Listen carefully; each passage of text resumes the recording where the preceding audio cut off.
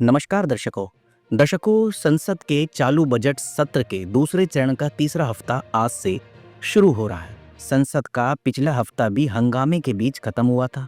संसद में आज भी हंगामे के आसार हैं क्योंकि केंद्र सरकार के पास वक्फ बिल का दाव है जिसका करीब सभी विपक्षी दल विरोध कर रहे हैं। वहीं परिसीमन विवाद पर साउथ के नेता लामबंद है और इसके लेकर एम.के. स्टालिन ने विपक्षी दलों से जुड़े मुख्यमंत्रियों और अन्य नेताओं के साथ बैठक भी की है। इसके साथ ही लोकसभा में कांग्रेस के मणिकरण टैगोर ने आग लगने के बाद दिल्ली उच्च न्यायालय के न्यायाधीश के आवास पर बड़ी मात्रा में नकदी मिलने के संबंध में चर्चा के लिए स्थगन प्रस्ताव पेश किया है। आज केंद्र की तरफ से वक्फ बिल पेश किया जा सकता है जिससे सरकार और विपक्ष के बीच टकराव की आशंका है। दूसरी तरफ all India Muslim personal law board ने वक्फ बिल के खिलाफ देशव्यापी विरोध प्रदर्शन का ऐलान किया है। विपक्ष के ज्यादातर दल वक्फ विधेयक का विरोध कर रहे हैं। वहीं कैबिनेट ने वक्फ विधेयक में कुछ बदलावों को मंजूरी दी है। यह विधेयक लोकसभा में चर्चा होने के बाद पेश किया जाना है।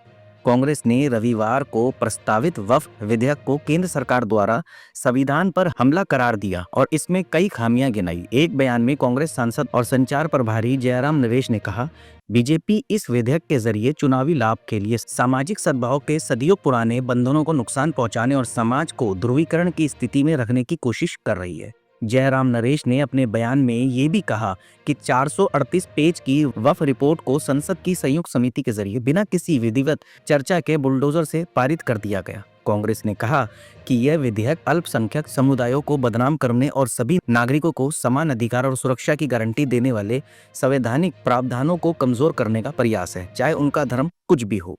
परिसीमन विवाद पर साउथ के नेताओं ने कमर कसी है। पिछले दिनों चेन्नई में डीएमके की अगुवाई में एक मीटिंग बुलाई गई जिसमें जॉइंट एक्शन कमेटी ने परिसीमन के मुद्दे पर एक साथ सूत्रीय प्रस्ताव पारित किया है। कमेटी ने इस बात पर चिंता जताई कि आसन परिसीमन की प्रक्रिया में पारदर्शिता और स्पष्टता की कमी है और इसमें शामिल होने वाले शेयर होल्डर्स यानी राज्यों के साथ विचार विमर्श नहीं किया गया। इसके अलावा दर्शकों, यूपी के मुख्यमंत्री ने स्पष्ट निर्देश दिए हैं कि अराजकता फैलाने वाले तत्वों के खिलाफ सख्त कार्रवाई की जाए। उन्होंने कहा कि त्योहारों के दौरान शोभा यात्राएं, मेले और धार्मिक आयोजन होते हैं जिससे यह समय संवेदनशील हो जाता है, इसलिए सभी प्रशासनिक और पुलिस अधिकारियों को चौकसी बढ़ाने की जरूरत है। उन्होंने अफवाह फैलाने वालों और शरारतपूर्ण बयान देने वालों के खिलाफ जीरो टॉलरेंस की नीति अपनाने का आदेश दिया है। इसके अलावा दर्शकों, मुख्यमंत्री योगी आदित्यनाथ ने कहा कि रामनवमी पर अयोध्या और चैत्र नवरात्रि के अवसर पर मां विंध्यवासिनी धाम, देवी पाटन धाम, सहारनपुर में मां शाकुंभरी धाम और सीतापुर में श्रद्धालुओं की भारी भीड़ उमड़ती है। ऐसे में सुशासन और सुव्यवस्था का उदाहरण प्रस्तुत किया जाना चाहिए। उन्होंने भीड़ प्रबंधन को लेकर बेहतर योजना बनाने के निर्देश दिए। मुख्यमंत्री ने कहा कि प्रमुख धार्मिक स्थलों को आकर्षण ढंग से सजाया जाए, साथ ही गर्मी के मद्देनजर श्रद्धालुओं के लिए पेयजल, छाया, मैट आदि का विशेष व्यवस्था की जाए। देवी स्थलों पर महिला पुलिस कर्मियों की विशेष तैनाती के भी निर्देश दिए हैं।